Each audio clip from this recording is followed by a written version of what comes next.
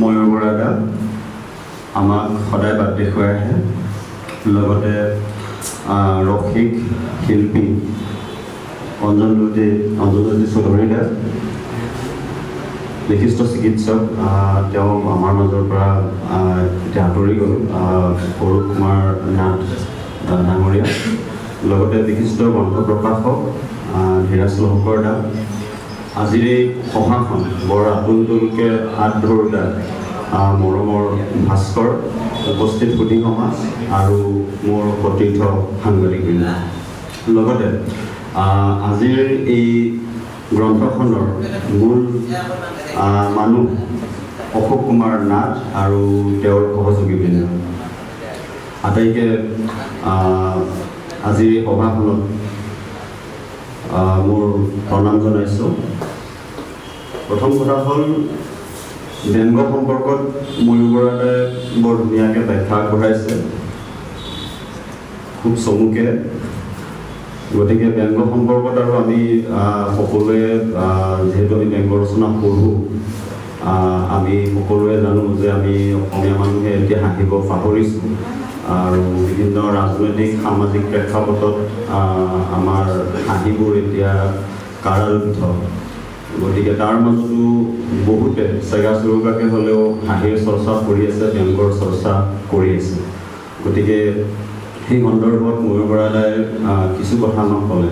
লগতে আমি যে নিজক লৈ হাঁহিব লাগে সেই কথাটো আজি ইয়াত পোনপটীয়াকৈ ডাক্তৰ অঞ্জনজ্যোতি চৌধুৰী ডাঙৰীয়াই কেনেকৈ আমি নিজক লৈ হাঁহিব লাগে সেই কথাখিনি আমাৰ আগত বৰ পোনপটীয়াকৈ আৰু বৰ নিখুঁতভাৱে আমাৰ আগত উপস্থাপন কৰিলে। গতিকে আচলতে আমি নিজক লৈ হাঁহিব লাগে। আমি আনক হাঁহোঁ।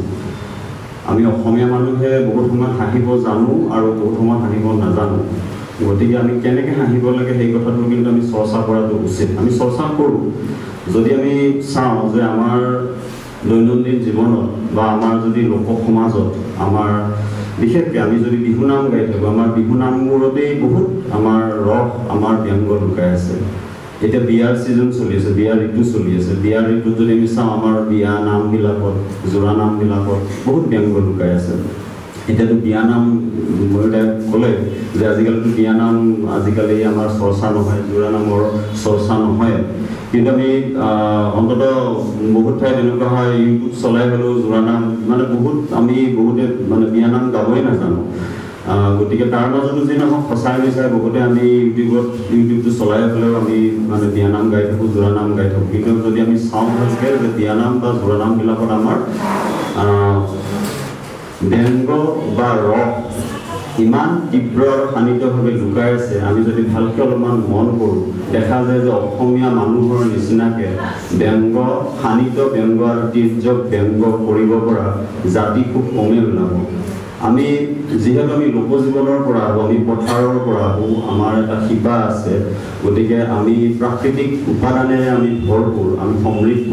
গতিকে সেইকাৰণে আমি আমাৰ এটা সাহস আছে, আমাৰ এটা দৃঢ় দৃষ্টি আছে। সেইকাৰণে আমি ব্যংগ কৰিব পাৰোঁ। মূল কথাটো হ'ল ব্যংগ কৰিবলৈ হ'লে হাঁহিবলৈ হ'লে কিন্তু সাহস লাগে। যাৰ সাহস নাই, যাৰ খামি ডাঠ নহয় সি কিন্তু হাঁহিব নোৱাৰে, সি ব্যংগ কৰিব নোৱাৰে। এইখিনিতে আৰু এটা কথা বহুতে ব্যংগ মানে সাধাৰণতে কৌতুকো বুজে। কৌতুক আৰু ব্যংগ দুটা বেলেগ বস্তু।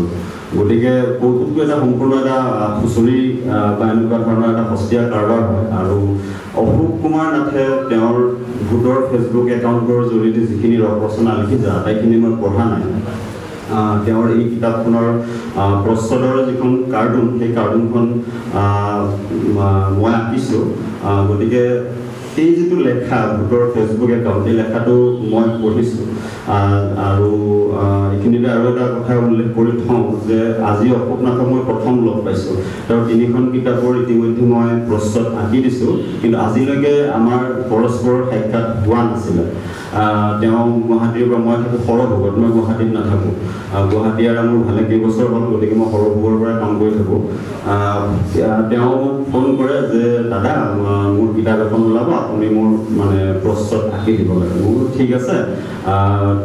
তেওঁ যিহেতু মোতকৈ অনুজ, গতিকে মই তুমি বুলিয়ে সম্বোধন কৰোঁ। তেওঁৰ অনুমতি সাপেক্ষে তেতিয়া তেওঁ লেখাটো মোক মেইল কৰে, মই পঢ়োঁ, তাৰপিছত মই দুদিনলৈকে মই হাঁহোঁ তেওঁ লেখাটো পঢ়ি। হাঁহি মই অনুভৱ কৰোঁ তেওঁ কি ধৰণে নিজৰ ব্যংগৰ মাজেৰে তেওঁ বা তেওঁৰ নিজৰ ৰসৰ মাজেৰে তেওঁ গোটেই প্ৰেক্ষাপটটো তেওঁ বুজাব বিচাৰিছে বা তেওঁ কি ক'ব বিচাৰিছে, আৰু সেই অনুপাতে বা সেই অনুসাৰে মই ছবিখন আঁকিবলৈ চেষ্টা কৰোঁ। কেতিয়াবা তেওঁৰ লগত মই আলোচনা কৰোঁ। সাধাৰণতে যেতিয়া কিতাপৰ প্ৰস্তুত অঁকা যায় তেতিয়া লেখকৰ লগত মোৰ সেইটো মই এটা নিয়ম নিজে কৰি লওঁ। তেতিয়া লেখকৰ লগত মই এটা আলোচনা কৰোঁ যে মই এনেকৈ ভাবিছোঁ এই ধৰণে হ'ব, আপোনাৰ কিবা এটা মানে সংযোগ বা কিবা এনেকুৱা বিয়োগ কৰিবলগীয়া কিবা আছে নেকি। তেওঁ যদি অনুমতি দিয়ে তেতিয়া মই মানে চূড়ান্ত মানে প্ৰস্তুতখন আঁকিবলৈ মই আগবাঢ়োঁ। আৰু সেই অনুপাতে তেওঁৰ তিনিখন, এইখনে সৈতে তিনিখন কিতাপৰ মই প্ৰস্তুত আঁকিলোঁ। তাৰপিছত আৰু মই প্ৰফেশ্যনেল মানুহ, গতিকে মই অঁকা মেলাহে তেওঁ মোৰ যিটো মাননি সেইটো দিয়ে, তাৰপিছত আৰু মোৰ কামটো শেষ। কিন্তু এই তিনিখন কিতাপৰ কিন্তু মই মানে প্ৰকাশ হৈ যায়, তেওঁ মোক ফোন কৰি জনায় যে দাদা মানুহে কিতাপ ভাল পাইছে, কিন্তু মোৰ হাতত কপি মানে মোৰ হাতত নপৰে, কাৰণ কি হয় মোৰ গুৱাহাটী অহাটো খুব কম হয়, কাৰণ মই কামৰ ব্যস্ততাত থাকোঁ। এইখিনি মোৰ ব্যক্তিগত কথা, কিন্তু এইকাৰণেই কৈছোঁ যে আজি তেওঁৰ মানে নেৰানেপেৰা মৰ্মে মই আহিবলগীয়া হ'ল। মই আচলতে এনেকৈ মঞ্চত মানে বহি কথা ক'বলগীয়া মই মানুহ নহওঁ। আমি সদায় আঁৰত থাকি কাম কৰি থাকোঁ, গতিকে আৰু সময়টো অলপমান আমাৰ কাৰণে মানে জটিল। মানে আমি কামৰ ইমান হেঁচা থাকে, বিভিন্ন কাম এৰি আহিবলগীয়া হয়, গতিকে সেইটো কাৰণে অলপ কিছু মানে জটিলতা থাকে। যি কি নহওক, যিহেতু মই নিজেও ব্যংগৰ চৰ্চা কৰোঁ, মই নিলিখোঁ কিন্তু মই কাৰ্টুন আঁকোঁ। কিন্তু কাৰ্টুন আঁকিলেও মোৰ যিটো চৰ্চা, সেই চৰ্চাটোত তাতো সাহিত্য লুকাই থাকে। যিহেতু কাৰ্টুনত সংলাপ লিখিবলগীয়া হয় বা কেতিয়াবা সংলাপবিহীনভাৱেও কাৰ্টুন ব্যংগ ছবিবোৰ আঁকিবলগীয়া হয়। এই সংলাপবোৰ লিখোঁতে সেই যিবিলাক তাত উপস্থাপন বা সংলাপ প্ৰক্ষেপণ কৰিবলগীয়া হয়, তেতিয়া এই এজন ব্যংগ লেখকে তেওঁ যি ধৰণে ভাবে আমি সেই তেনেধৰণে কিছুমান কথা ভাবিবলগীয়া হয়। আৰু এখন মানে ব্যংগচিত্ৰত এটা সংলাপত তাত শব্দৰ যিটো কাৰচাজি কৰিবলগীয়া হয়, মই ভাবোঁ ব্যংগ লেখকৰ সেই কাৰচাজি থকাটো অত্যন্ত জৰুৰী।